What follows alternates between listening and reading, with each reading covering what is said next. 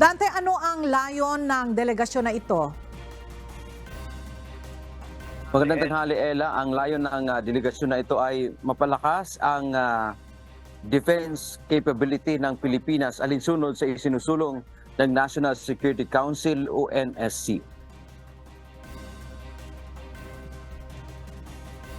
Ito ay sa tulong ng mga makabago o technological advancement at security environment. Isang delegasyon ng Pilipinas ang nagtungo sa United States. Ito ay sa pangunguna ni Department of Justice o DOJ Undersecretary Margarita Gutierrez kasama ang mahigit 20 senior government officials. Bahagi ito ng Annual Global Security and Development Study o GSDS. Inaasahang tatagal ang engagement ng delegasyon sa Amerika ng March 4, 2024. Bibisita din ang mga ito sa key security at defense institutions sa Washington DC at gayon din sa New York.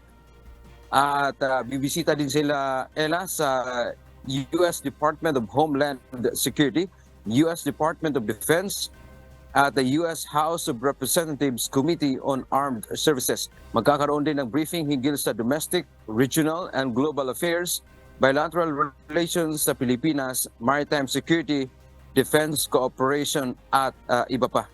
Ayon pa nga kay DOJ Undersecretary Margarita Gutierrez, dito ngayon sa kanilang ang delegasyon ng Pilipinas papunta dyan sa Amerika ay sila ay eager o target nila na mapalakas nga ang relasyon ng Pilipinas at gayon din ng bansang o ng United States of America.